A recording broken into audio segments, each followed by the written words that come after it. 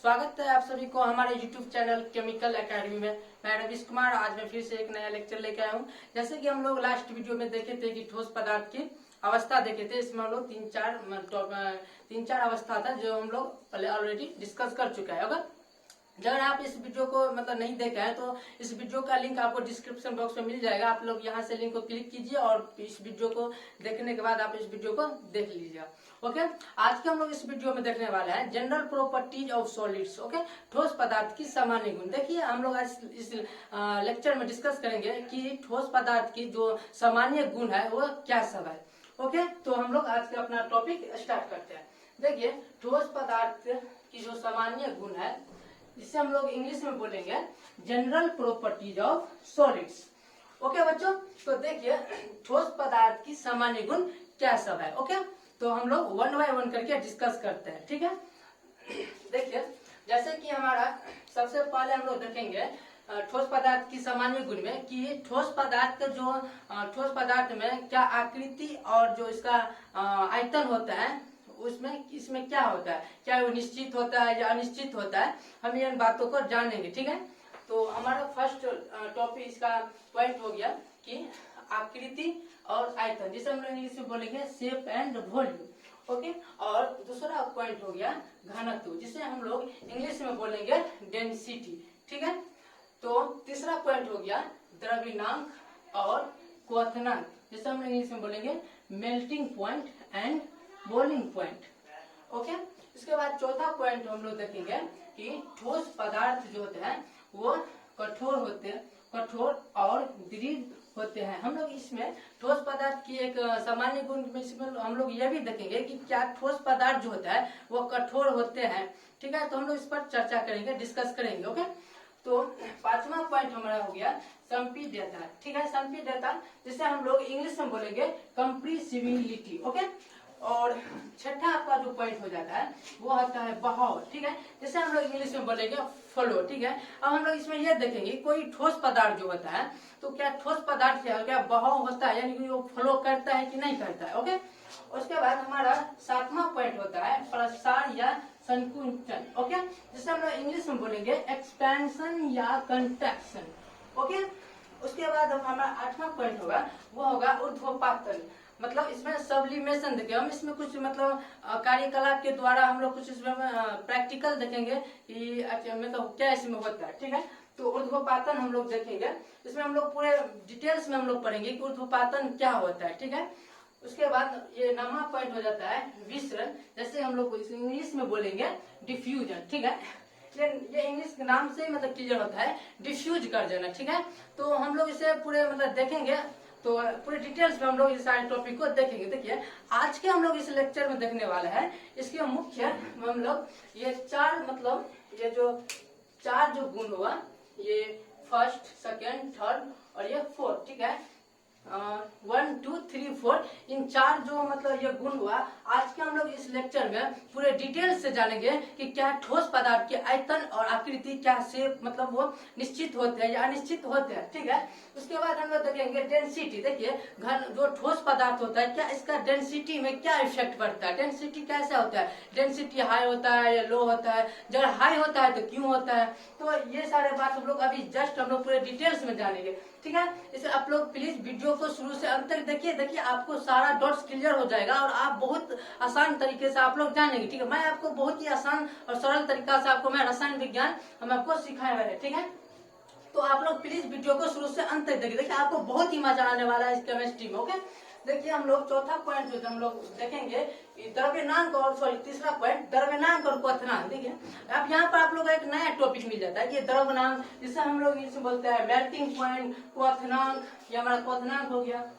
Okay, जिसे हम लोग इंग्लिश में बोलेंगे बॉइलिंग पॉइंट। देखिए बॉइलिंग मतलब बॉइल करना। ठीक है, और मेल्टिंग पॉइंट क्या जो इसका मेल्टिंग पॉइंट होता है, तो हम लोग पहले जानेंगे क्या कि क्वथनांक क्या होता है और बॉइलिंग पॉइंट क्या होता है। देखिए बहुत ही कॉमन ये टॉपिक हुआ और बहुत आसानी से आप लोग जान जाएंगे। ठीक है, उसके बाद हम देखेंगे कि क्या ठोस पदार्थ जो होता है वो कठोर यानी कि हार्ड कैसे होता है, जब हार्ड होते हैं तो कैसे हार्ड होते हैं, हम ये सारे बात को जो है पूरे डिटेल्स में पढ़ने वाले। ठीक है, तो हम लोग पहला अपना टॉपिक आज के वीडियो का स्टार्ट करते हैं कि आकृति और आयतन हम देखते हैं कि आकृति और आयतन में क्या इसका शेप मतलब आकार जो होता है ये क्या निश्चित होते हैं या अनिश्चित होते हैं। ठीक है, तो आप लोग अपने कॉपी ये सारे आप लोग इसको नोट कीजिए और इसको हो सके तो शॉर्ट स्क्रीन ले सकते हैं। ठीक है, शॉर्ट स्क्रीन लेने के बाद आप इसको नोट्स बनाते चलिए। देखिए मैंने मतलब आपकी जो क्लास का जो क्लास 9th है तो 9th का मैंने सारा मतलब वीडियो जो है पदार्थ जो आपका है हमारे आसपास के पदार्थ, या आप लोग ऐसे भी बोल सकते आपके दूसरे अदर बुक में जो लिखे रहता है कि हमारे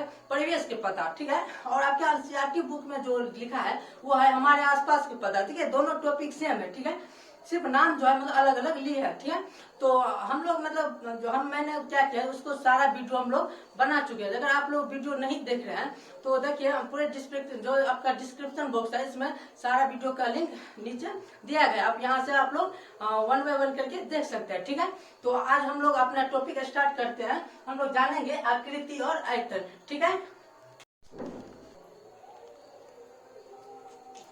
ओके बच्चों, तो अब हम लोग ये देखेंगे कि आकृति और आयतन। ठीक है, देखिए किसी भी ठोस पदार्थ में देखिए किसी भी ठोस पदार्थ के आकृति और आयतन, जिसे आकृति अर्थात शेप और आयतन अर्थात वॉल्यूम। देखिए आकृति यानी शेप और आयतन यानी वॉल्यूम। देखिए किसी भी ठोस पदार्थ के आकृति और आयतन दोनों क्या होते हैं, निश्चित होते हैं, डेफिनिट होते हैं या फिक्स होते हैं। ठीक है, अब हम लोग ये जानेंगे कि किसी भी ठोस पदार्थ के आकृति जो होते हैं वो निश्चित क्यों होते हैं, डेफिनिट क्यों होता है। देखिए जैसे हम लोग जानते हैं कि किसी भी ठोस पदार्थ कोई भी ठोस पदार्थ क्या चीज से मिलकर बना होता है, पार्टिकल से कण से मिलकर बने होते हैं। ठीक है, देखिए उस कण में क्या काम करता है, एक अंतराअणुक आकर्षण बल काम करता है, जिसे हम लोग इंग्लिश में क्या बोलते हैं, intermolecular force of attraction. Okay, तो देखिए किसी भी पदार्थ में क्या होता है, अंतराअणुक आकर्षण बल जो होता है बहुत ज्यादा होता है, और ठोस पदार्थ में क्या होता है, ठोस पदार्थ के जो कण में अंतराअणुक स्थान जो होता है वो बहुत ही कम होता है। ठीक है, बल ज्यादा होता है और स्थान बहुत कम होता है। ओके, इतने बात तो आप लोग को समझ में आ गया होगा। अब देखिए क्या होता है, इसी के कारण जो होता है, किसके कारण, तो बल ज्यादा होते हैं और स्थान कम होते हैं। इसके कारण क्या होता है, ठोस पदार्थ जो होता है वो एक स्थान से दूसरे स्थान में गमन नहीं करते हैं, जिसके कारण क्या होता है, ठोस पदार्थ के जो आकृति होते हैं, जो शेप होते हैं वो क्या और आयतन होते हैं वो एक ही जगह पर क्या होता है, स्थिर रहते हैं। ओके, हम उम्मीद है कि आप लोग को यह बात समझ में आ गया होगा। हम लोग फिर से एक बार इसको रिपीट करते हैं। देखिए क्या होता है, ठोस पदार्थ के कणों के बीच में जो अंतराअणुक आकर्षण बल काम करते हैं वो काफी ज्यादा होते हैं, और इसमें अंतराअणुक स्थान बहुत ही कम होते हैं, जिसके कारण क्या होता है, ठोस पदार्थ एक स्थान से दूसरे स्थान में स्वतंत्रता पूर्वक जो होता है वो गमन नहीं करते हैं। ठीक है, जिसी के कारण क्या होता है, ठोस पदार्थ के जो आकृति होता है, जो आयतन होता है वो एक ही स्थान में क्या होता है, बने रहते हैं, एक ही स्थान में वो कायम रहता है। ओके, ये बात आप लोग को समझ में आ गया। ठीक है, तो अब हम लोग ये देखेंगे कि ठोस पदार्थ आखिर क्या सब होता है। ठीक है, देखिए हम लोग एग्जाम्पल के द्वारा जानेंगे। ठीक है, जैसे देखिए पुस्तक एक ठोस पदार्थ है। देखिए पुस्तक एक ठोस पदार्थ है। मान लीजिए पुस्तक को आप कहीं पे रख देते हैं तो वो क्या करता है, एक ही स्थान को वो इस तरह से, मतलब बुक ऐसे होते हैं तो एक ही स्थान को मतलब क्या करते हैं, टेबल पर रखते हैं तो इस स्थान को क्या करता है वो छेक लेता है। ठीक है, ऑक्यूपाइड कर लेता है। ओके, तो हम कह सकते हैं कि पुस्तक एक क्या होता है, ठोस पदार्थ होता है। ठीक है, जिसकी आकृति और आयतन क्या होता है, सेम होता है, वो अलग अलग नहीं होता है। ठीक है, इसका बुक का जो आकृति और आयतन यानी कि शेप एंड वॉल्यूम जो होता है वो निश्चित होता है, वो एक ही स्थान में बने रहते हैं, कायम रहते हैं। ठीक है, अब हम लोग जानेंगे, ये हमारा तो फर्स्ट मतलब हो गया एग्जाम्पल में। अब सेकेंड एग्जाम्पल क्या होगा, जैसे देखिए चीनी और नमक भी ठोस पदार्थ होते हैं। जी हाँ, चीनी और नमक भी ठोस पदार्थ होते हैं। देखिए इसका रीजन क्या होता है, जब चीनी को हम किसी भी बर्तन में रखते हैं तो वो जो मतलब जो चीनी होता है वो बर्तन के क्या करता है, आयतन को, वॉल्यूम को क्या करता है, अपने मतलब अंदर वो आकृति को अपने मतलब एक ही मतलब वॉल्यूम में आकृति एक ही जगह पर बने रहता है। ठीक है, अब हम लोग क्या करेंगे, तीसरा पॉइंट को देखेंगे। ठीक है, तीसरा पॉइंट हो गया हमारा मेज, ठीक है, मेज भी एक ठोस पदार्थ होते हैं, ठीक है, मेज जिसे हम लोग टेबल बोलते हैं।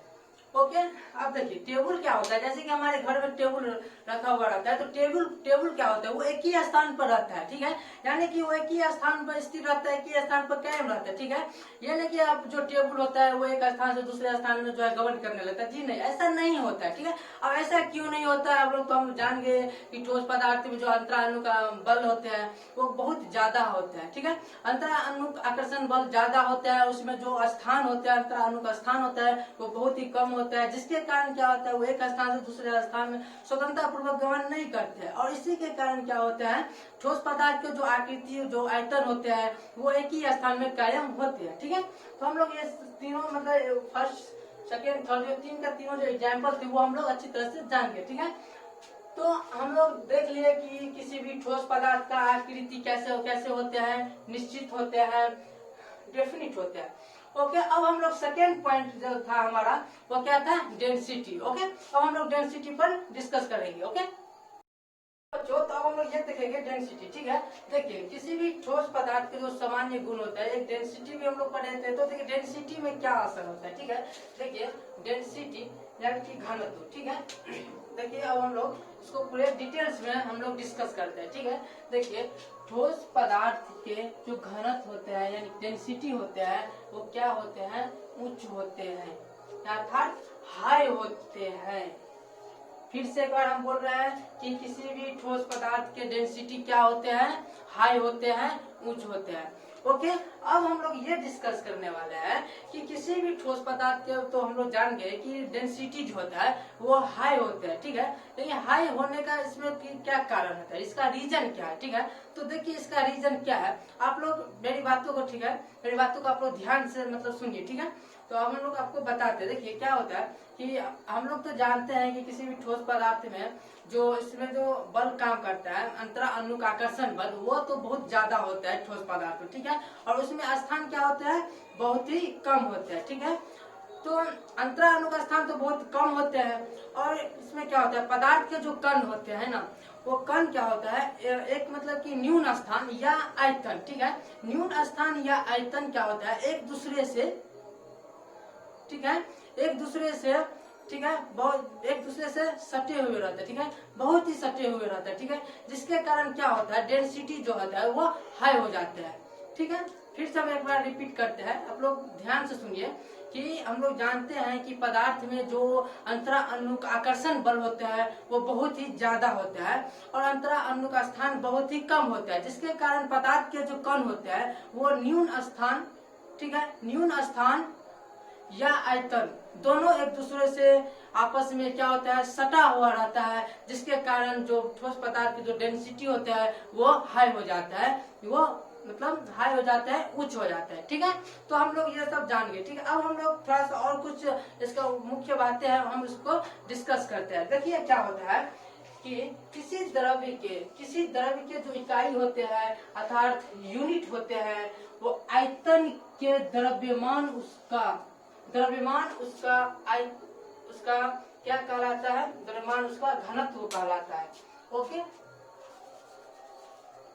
क्या कहलाता है उसका, हम यहाँ पर लिख दिए, घनत्व कहलाता है। ओके, क्या कहलाता है, घनत्व कहलाता है। फिर से एक बार आप लोग सुनिए कि किसी द्रव्य के इकाई अर्थात यूनिट आयतन के द्रव्यमान उसका घनत्व कहलाते हैं अर्थात डेंसिटी कहलाता है, ठीक है। अब हम लोग ये देखते हैं, जैसे देखिए यहाँ पर लिखे हैं डेंसिटी बराबर है, देखिए डेंसिटी बराबर द्रव्यमान बट्टे आयतन, या इसे हम लोग ऐसे भी बोल सकते हैं density equal to mass by volume. फिर से आप लोग इसे रिपीट कीजिए, density equal to mass by volume. Okay, अब हम लोग ये देखते हैं कि आयतन का इकाई जो होता है, यानी आयतन को हम लोग किस मतलब आयतन का जो इकाई होता है, यूनिट होता है, ये क्या होता है, ठीक है, आयतन का यूनिट क्या होता है, ठीक है। देखिए जो वॉल्यूम होता है उसका जो यूनिट होता है, इसका मतलब इकाई होता है, वो लीटर होते हैं, या हम लोग ऐसे भी बोल सकते हैं वो घन मीटर होते हैं, अर्थात ये MQ होते हैं। आई बात आप लोग को समझ बच्चों।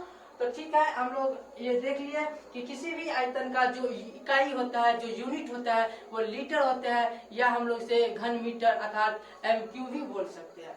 अब हम लोग देखेंगे कि डेंसिटी अर्थात घनत्व का इकाई क्या होता है, घनत्व का यूनिट क्या होता है। तो वो होता है, ये हो गया आपका ग्राम, ठीक है, ग्राम लीटर इनवर्स। ओके, अब हम लोग देखेंगे कि इसका SI इकाई क्या होता है। देखिए, ये आपका बहुत ही इम्पोर्टेंट टॉपिक हो गया, ये आपका यहाँ से क्वेश्चन एक बन रहा है कि SI इकाई क्या होता है घनत्व का। ठीक है, देखिए घनत्व का जो SI इकाई होता है वो किलोग्राम, ठीक है, किलोग्राम M-Q होता है। अब हम लोग यहाँ पर ये डिस्कस करेंगे कि यहाँ पर SI इकाई अर्थात ये SI यूनिट क्या होता है। देखिए, हम यहाँ पर बताते हैं ये SI का होता है। SI का यहाँ पर मतलब होता है, फुल फॉर्म होगा, वो होगा इंटरनेशनल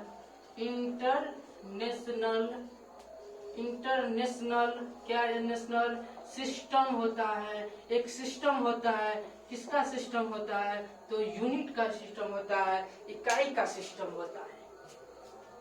आई बात आप लोगों को समझ में? क्या होता है, यूनिट होता है। SI का full form international system of unit होता है। ये बात आप लोग को समझ में आया कि नहीं आया, आप लोग बताइए प्लीज, आप लोग कमेंट बॉक्स में बताइए कि SI का फुल फॉर्म क्या होता है। इंटरनेशनल सिस्टम ऑफ यूनिट होता है। ओके, तो हम लोग देख लिए डेंसिटी, घनत्व। किसी भी ठोस पदार्थ में डेंसिटी क्या होता है, तो हाई होते हैं। क्यों होता है, हम लोग रीजन अभी देख लिए। ठीक है, तो अब हम लोग जो नेक्स्ट हमारा जो पॉइंट था वो था द्रव्यमान और क्वथनांक। ओके, तो अब हम लोग इस पर डिस्कस करते हैं। ठीक है, ओके बच्चों, तो अब हम लोग तीसरा पॉइंट को डिस्कस करते हैं। ठीक है, देखिए हमारा तीसरा पॉइंट था क्या, कि द्रव्यमान और क्वथनांक। ठीक है, मेल्टिंग पॉइंट और बॉइलिंग पॉइंट। ओके, देखिए अब हम लोग ये जानेंगे कि ठोस पदार्थ की जो सामान्य गुण होता है, इसमें क्वथनांक और द्रव्यमान और क्वथनांक क्या होते हैं। देखिए, हम लोग ये जानेंगे कि सबसे पहले में तो हम लोग ये जानेंगे कि क्वथनांक होता क्या है। ठीक है, और इसके बाद जानेंगे कि द्रव्यमान क्या होता है और क्वथनांक क्या होता है, जिसे हम लोग इंग्लिश में क्या बोलेंगे, मेल्टिंग पॉइंट और क्या, बॉइलिंग पॉइंट। ठीक है, अब हम लोग सबसे पहले ये जान लेते हैं कि ये मेल्टिंग पॉइंट क्या होता है, द्रव्यमान क्या होते हैं, क्वथनांक क्या होता है, बॉइलिंग पॉइंट क्या होता है। देखिए, तो ये जो हमारा थर्ड नंबर, जो 3 नंबर का जो हमारा पॉइंट था, इसमें देखो क्या होता है। देखिए, जैसे ये था, क्या था, यहाँ पर क्या है, मेल्टिंग पॉइंट है अर्थात ये द्रव्यमान हुआ, यहाँ पर बॉइलिंग पॉइंट है अर्थात ये क्वथनांक हुआ। अब हम लोग बात यह आता है कि द्रव्यमान क्या होता है और क्वथनांक क्या होता है। देखिए, आप लोग प्लीज इस वीडियो को शुरू से अंत तक देखिए, आपका सारा डॉट्स क्लियर हो जाएगा कि द्रव्यमान क्या होता है और यहाँ द्रव्यमान और क्वथनांक क्या होता है। ठीक है, उसके बाद जो भी हम लोग बात करने वाला है, बहुत ही इंटरेस्टिंग बात करने वाला है, इसलिए आप लोग वीडियो को शुरू से अंत तक आप लोग देखिए। आप लोग देखिए, जितना आप लोग देखेंगे आप लोग का डॉट्स क्लियर होगा। ठीक है, तो देखिए क्या होता है द्रव्यमान अर्थात मेल्टिंग पॉइंट। हम लोग सबसे पहले क्या लेंगे, ठोस पदार्थ लेते हैं। ठीक है, ठोस पदार्थ, देखिए हम लोग पहले क्या लेंगे, ठोस पदार्थ लेंगे। ठीक है, हम लोग क्या लिए, ठोस पदार्थ लिए। देखिए, जैसे ही हम लोग इसे क्या करते हैं, हीट करते हैं। ठीक है, अब हीट करते हैं, तो हीट करने के बाद मतलब हीट करेंगे तो उसका टेम्परेचर का तो मान भी होना चाहिए। देखिए, टेम्परेचर हमारा होना चाहिए जिसे हम लोग बोलते हैं कमरे का ताप अर्थात रूम टेम्परेचर। अब यहाँ पर बात ये सवाल होता है, यहाँ पर बात ये उठता है कि ये मेल्टिंग पॉइंट, सॉरी, ये रूम टेम्परेचर क्या होता है, कमरे का ताप क्या होता है। ठीक है, अभी हम लोग थोड़ी सी देर में हम लोग जान जाएंगे कि रूम टेम्परेचर क्या होता है, कमरे का ताप क्या होता है। ठीक है, आप लोग सिर्फ इतना ही जानिए कि रूम टेम्परेचर का जो मान होता है 25 डिग्री सेल्सियस। कहीं भी आप लोग किताब बुक भी पलटाएंगे, निकालेंगे तो बुक में भी लिखा रहता है, मतलब कोई भी रिएक्शन मतलब किया हुआ रहता है, तो रिएक्शन के जो तीर रहते हैं ना, उस पर लिखा रहता है 25 डिग्री, 20 डिग्री, 23 डिग्री सेल्सियस होता है। तो ये सारा क्या होता है, ये टेम्परेचर का मान होता है। ठीक है, इतना टेम्परेचर देंगे तो कोई भी पदार्थ क्या होगा, उसमें मतलब जो गलना शुरू हो जाएगा या बनना शुरू हो जाएगा। ठीक है, तो अभी हम लोग इतना ही जानेंगे कि ये जो 25 डिग्री सेल्सियस है, ये क्या है, हमारा कमरे का ताप है। ठीक है, तो जब भी हम लोग क्या लेते हैं, ठोस पदार्थ लेते हैं, और ठोस पदार्थ को जैसे ही हम लोग हीट करते हैं, तो हीट करने के बाद हमें क्या मिलता है, द्रव्य अवस्था मिलता है। ठीक है, क्या मिलता है, द्रव्य अवस्था मिलता है। देखिए यहाँ पर मिला क्या है, तो मिला द्रव्य अवस्था, जिसे हम लोग इंग्लिश में क्या बोलेंगे, लिक्विड स्टेट। देख सकते हैं आप, क्या मिला, द्रव्य अवस्था मिला। इसी प्रक्रिया को हम लोग क्या बोलेंगे, द्रव्यनांक बोलेंगे, मेल्टिंग पॉइंट बोलेंगे। आप लोग फिर से एक बार रिपीट करते हैं, फिर से आप लोग समझने की कोशिश कीजिए। ठीक है, जब हम लोग ठोस पदार्थ लेते हैं और ठोस पदार्थ को हम लोग क्या करते हैं, हीट करते हैं, तो हीट करने के बाद वो द्रव अवस्था में परिवर्तन हो जाता है। तो इसी परिवर्तन को हम लोग क्या बोलते हैं, क्या बोलते हैं, मेल्टिंग पॉइंट बोलते हैं। ओके, द्रव्यनांक बोलते हैं। तो इतना सारे बात तो आप लोग जान गए कि द्रव्यनांक क्या होता है। क्या होता है कि जब ठोस पदार्थ को किसी कमरे के या जब ठोस पदार्थ को कमरे के ताप पर हीट करने पर द्रव अवस्था में वो परिवर्तन हो जाता है, वो चेंज हो जाता है। इसी प्रक्रिया को हम लोग मेल्टिंग पॉइंट बोलते हैं, द्रव्यनांक बोलते हैं। इतना सारे बात आप लोग को समझ में आया कि नहीं आया? अगर आया तो प्लीज आप लोग कमेंट बॉक्स में बताइए, अगर नहीं आया फिर भी आप लोग कमेंट बॉक्स में बताइए। ठीक है, तो देखिए क्वथनांक क्या होता है, बॉइलिंग पॉइंट क्या होता है। ओके, देखिए बॉइलिंग पॉइंट समझने के लिए, इसको दर्शाने के लिए हम लोग सबसे पहले क्या लेंगे कि द्रव्य लेते हैं। ठीक है, मार्कर नहीं चल रहा, हम लोग क्या लेंगे, द्रव्य लेंगे। क्या लिए, द्रव्य लिए। ठीक है, देखिए इस द्रव्य को जैसे ही हम लोग हीट करते हैं, तो हीट करने के बाद ये वाष्पन बनकर निकल जाता है। यो द्रव्य लिए और हीट करने के बाद वाष्पन बनकर जो निकल जाता है, उसी प्रक्रिया को हम लोग कहते हैं क्वथनांक कहते हैं। फिर से आप लोग समझिए इस बात को। अभी हम लोग थोड़ा सा और आगे जाएंगे तो हम लोग पूरे डिटेल्स में पढ़ेंगे क्वथनांक क्या होता है और द्रव्यनांक क्या होता है, वो मेल्टिंग पॉइंट और बॉइलिंग पॉइंट हम लोग तो फिर आगे चल के तो डिस्कस करेंगे। लेकिन आप लोग सिर्फ यहाँ आपका जो फर्स्ट टॉपिक यहाँ पर टकराया, आपका फर्स्ट क्वेश्चन बन जाता है ना कि ये द्रव्यनांक क्या होता है, क्वथनांक क्या होता है। अब तो किसी ठोस पदार्थ में तो हम मेल्टिंग पॉइंट और बॉइलिंग पॉइंट क्या होता है। ठीक है, तो इससे जानने से पहले हम लोग पहले ये जानना जरूरी है कि मेल्टिंग पॉइंट और बॉइलिंग क्या होता है। ठीक है, तो अभी हम लोग तो मेल्टिंग पॉइंट तो जान गए और क्वथनांक भी जान गए कि जब हम द्रव लेते हैं, क्या लेते हैं, द्रव लेते हैं, लिक्विड लेते हैं, और इसी लिक्विड को हम लोग क्या करते हैं, हीट करते हैं। तो हीट करने के बाद क्या मिलता है, वाष्प बनता है। ठीक है, वाष्पन होते हैं या तो वैसे वाष्प भी होता है, वो वाष्पन बन के क्या होता है, निकल जाता है। जैसे आप लोग क्या करते हैं, पानी लेते हैं, तो पानी लेने के बाद इसको हीट करता है, हीट करने के बाद क्या होता है, पानी में से आप लोग देखते हैं वो धुआं की तरह, मतलब भाप की तरह, वाष्प की तरह निकल जाता है। तो यही क्या कहलाता है, क्वथनांक कहलाता है, बॉइलिंग पॉइंट कहलाता है। ओके, इतना ये सारे बात आप लोग को समझ में आ गए हो गया। अब हम लोग देखते हैं किसी ठोस पदार्थ में द्रव्यनांक और क्वथनांक कैसे होते हैं। ठीक है, तो देखिए क्या होता है, देखिए ठोस पदार्थ के द्रव्यनांक और क्वथनांक उच्च होते हैं। क्या होते हैं, उच्च होते हैं, हाई होते हैं। अब हम लोग ये जानेंगे कि किसी भी ठोस पदार्थ का द्रव्यनांक और क्वथनांक, melting point and boiling point high कैसे होते हैं, हाई होते हैं। ठीक है, हम लोग तो अब जान गए कि किसी भी ठोस पदार्थ में द्रव्यनांक और जो क्वथनांक होता है वो क्या होता है, हाई होता है। अब हम लोग ये हाई होते हैं तो क्यों होते हैं, इसका रीजन क्या है। देखिए इसका रीजन बहुत ही सिंपल है। ठीक है, आप लोग सिर्फ मेरी बातों को सुनिए। अगर आपके एग्जाम में इसका रीजन भी पूछे कि ठोस पदार्थ में द्रव्यनांक और क्वथनांक हाई क्यों होता है, इसका कारण क्या है, देखिए इसका कारण बहुत ही सिंपल है। देखिए ध्यान से आप लोग मेरी बात को सुनिए। ठीक है, देखिए क्या होता है, हम लोग तो जानते हैं कि पदार्थ में क्या होता है, कण होता है, उस कण में अंतरा अणु का आकर्षण बल बहुत ही मजबूत होता है। देखिए मजबूत होता है, तो इस क्या होता है कि इसके तोड़ने के लिए हमें क्या होता है, उष्मा, मतलब कि उष्मा जो होता है, उष्मा की आवश्यकता पड़ती है। ठीक है, पर्याप्त उष्मा ऊर्जा की आवश्यकता पड़ती है। ठीक है, तो हमें तो मतलब पर्याप्त उष्मा ऊर्जा की आवश्यकता होती है। लेकिन होता क्या है कि द्रव्यनांक और क्वथनांक वो क्या होता है, रूम टेम्परेचर अर्थात जो इसका कमरे का ताप होता है उससे भी अधिक होता है। अब हम लोग ये समझते हैं कि ये रूम टेम्परेचर होता क्या है। ठीक है। देखिए बहुत ही सिंपल सी बात है। देखिए हम लोग यहाँ पर समझ जाएंगे रूम टेम्परेचर होता क्या है, कमरे का ताप क्या होता है। टेम्परेचर, रूम टेम्परेचर, जिससे आप लोग हिंदी में बोलते हो, क्या बोलते हो, कमरे का ताप। देखिए क्या होता है कि जब हम लोग 20 डिग्री सेल्सियस से 25 डिग्री सेल्सियस के बीच में जो वैल्यू लेंगे वही हमारा क्या कहलाएगा, रूम टेम्परेचर कहलाएगा। देखिए आरटी का मतलब यहाँ पर क्या हो गया, रूम टेम्परेचर। या आप लोग इसको ऐसे भी बोल सकते हैं कि जब हम लोग 293 केल्विन से लेकर 298 केल्विन के बीच का जो हम लोग वैल्यू लेंगे वो हमारा रूम टेम्परेचर कहलाता है।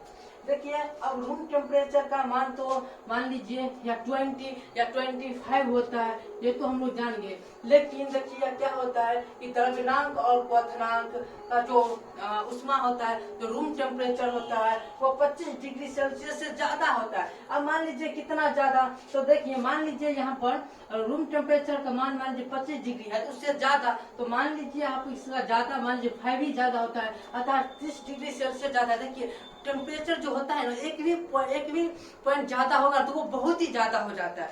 इसके कारण क्या होता है, इसी के कारण जो होता है वो द्रव्यनांक और क्वथनांक जो होता है वो किसी भी ठोस पदार्थ में हाई होते हैं। ठीक है, हम लोग क्या देखिए इसको फिर से हम लोग रिपीट करते हैं। क्या होता है कि किसी भी ठोस पदार्थ में अंतरा अनुक आकर्षण बल बहुत ही मजबूत होता है। इसके तोड़ने के लिए हमें क्या चीज की आवश्यकता पड़ती है, तो पर्याप्त उष्मा ऊर्जा की आवश्यकता पड़ती है।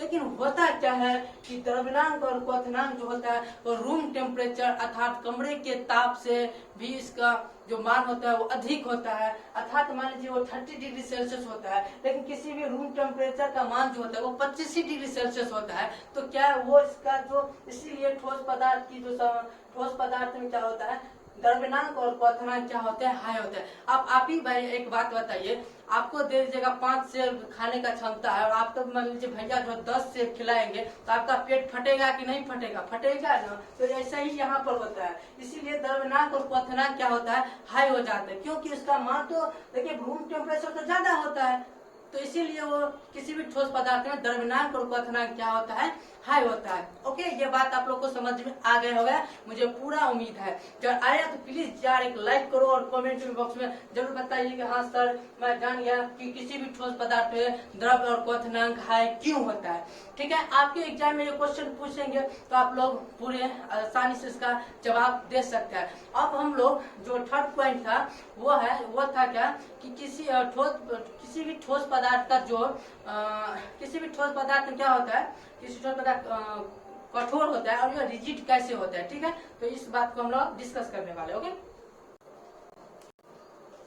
ओके बच्चों, तो हम लोग ये देखेंगे। अब हम लोग अपना चौथा पॉइंट को डिस्कस करने वाले। ठीक है, हम लोग तो तीसरा देख लिए कि किसी भी ठोस पदार्थ का आयतन और जो उसका आकृति होता है वो निश्चित होता है। उसके बाद डेंसिटी देखे वो हाई होता है। उसके बाद द्रव्यनांक और क्वथनांक, अभी हम लोग जस्ट देखे कि द्रव्यनांक और क्वथनांक भी क्या होते हैं, हाई होते हैं, उच्च होते हैं। अब जो हमारा इस लेक्चर का जो लास्ट मतलब पॉइंट था, हम लोग आपको पहले ही बता देते कि इस लेक्चर हम लोग 4 पॉइंट को डिस्कस करने वाले, और जो बाकी का जो 5 लेक्चर पॉइंट बचा वो हम लोग नेक्स्ट लेक्चर में डिस्कस करेंगे। ठीक है, तो हमारा जो ये 4 नंबर पॉइंट का जो 4 नंबर का जो पॉइंट था उसको हम लोग क्या देते थे कि ठोस पदार्थ जो होता है वो कठोर होते हैं। क्या होता है, कठोर होते हैं, अर्थात ये हार्ड होते हैं और रिजिड होता है। देखिए कोई भी ठोस पदार्थ जो होता है वो कठोर कैसे होता है, देखिए बहुत सी सिंपल सी बात है। इसी बात को हम लोग बार बार हम लोग इसको रिपीट कर रहे हैं, लेकिन ये सारे जो परिवर्तन हो रहा है,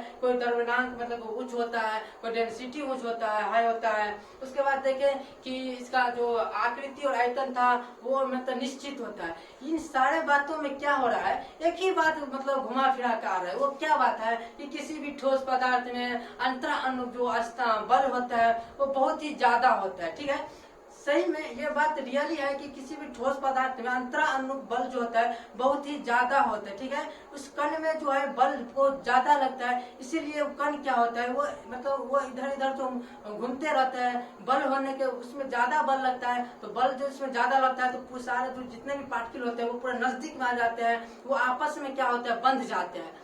वो आपस में आकर वो बंध जाते हैं। तो बंधने के बाद इसमें जो है वो क्या होता है, वो हार्ड हो जाता है, ठीक है। और इस मतलब वो जो पदार्थ बनते हैं, हार्ड पदार्थ बनता है, उसके बीच में क्या होता है, खाली स्थान बहुत ही कम होता है। इसीलिए कभी कभी हम लोग देखते हैं कि रड को जैसे ही गिराते, जो पटकते हैं, गिराते हैं नीचे में, तो गिराने पर क्या होता है, उसमें से एक भी कण जो होता है वो नहीं टूटता है। क्यों नहीं टूटता है? क्योंकि इसके अंदर में जो बल काम करता है वो बहुत ही मजबूत होता है, इसका बल बहुत ही मजबूत होता है, ठीक है।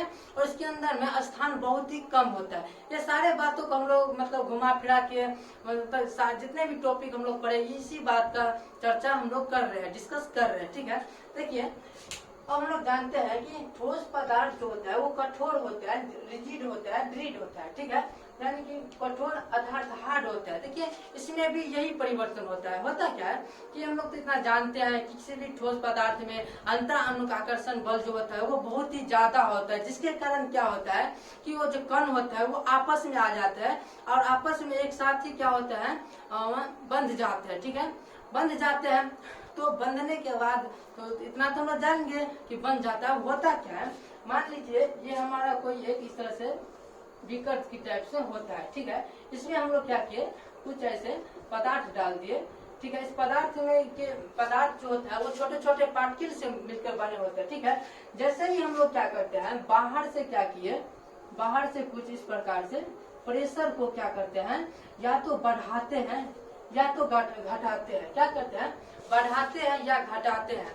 अर्थात मेरे कहने का मतलब ये हुआ, या कि बाहर से यानी कि किसी भी बीकर में क्या कि कुछ पदार्थ डालिए, उस पर क्या प्रेशर डाले, प्रेशर को या तो हम इंक्रीज करें, इंक्रीज मतलब क्या, बढ़ाते हैं, या डिक्रीज मतलब क्या, घटाते हैं। तो देखिए इस प्रेशर को जैसे ही हम बढ़ाते हैं या घटाते हैं तो इसके अंदर में जो पदार्थ है, ठीक है, और जो इसमें कण है उसमें कोई परिवर्तन नहीं होता है, वो जो का त्यों रह जाता है। तो इसीलिए क्या होता है, तो हम कह सकते हैं कि ठोस पदार्थ क्या होते हैं, कठोर होते हैं, हार्ड होते हैं, रिजिड होते हैं, यानी कि दृढ़ होते हैं।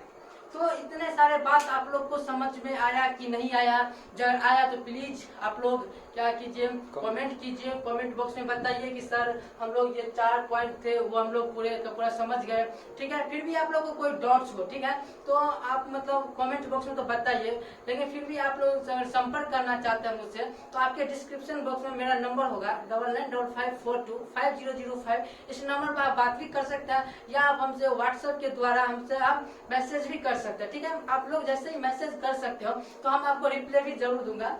हम किसी मतलब जो भी मेरे पास कमेंट करता है तो मैं इसका रिप्लाई देता हूँ, ओके, आपको भी दूंगा। आप करके तो देखिए। तो ये जितने भी हम लोग आज के इस लेक्चर में हम लोग डिस्कस किए, आप लोग इसको नोट्स बनाते चलिए। देखिए जब आप लोग नोट्स बनाएंगे तो आपके एग्जाम के लिए बहुत ही हेल्पफुल होने वाला है, ठीक है। तो आज के इस लेक्चर में इतना ही, और नेक्स्ट लेक्चर में हम लोग जो 5 पॉइंट जो बच गया, जैसे फ्लो बच गया, संपीड़ितता बच गया, उसके बाद विसरण क्या होता है, प्रसार और संकुचन, ये 5 जो पॉइंट बच गए उससे हम लोग नेक्स्ट लेक्चर में उसको डिस्कस करेंगे, और वो भी पूरे फुल डिटेल्स में पढ़ेंगे, बहुत ही आसान तरीका से। जैसे हम लोग इसको पूरे आसानी के आसान भाषा में हम लोग समझ गए कि ये क्या होता है, वो क्या होता है। देखिए ये जितने भी परिवर्तन हो रहे हैं, जितने भी चेंज हो रहे थे, इसमें एक ही बात आ रही है, ये बात एक ही है ठोस पदार्थ में, वो है आकर्षण बल, ओके। अंतर अणुक आकर्षण बल के जो अभिक्रिया इसमें हो रहा है, उसी अभिक्रिया के कारण जो होता है वो हमेशा एक दूसरे से परिवर्तन होते रहता है। यही मतलब इसमें मुख्य बातें हैं, ठीक है। तो आज के इस लेक्चर में इतना ही। Thank you for watching video.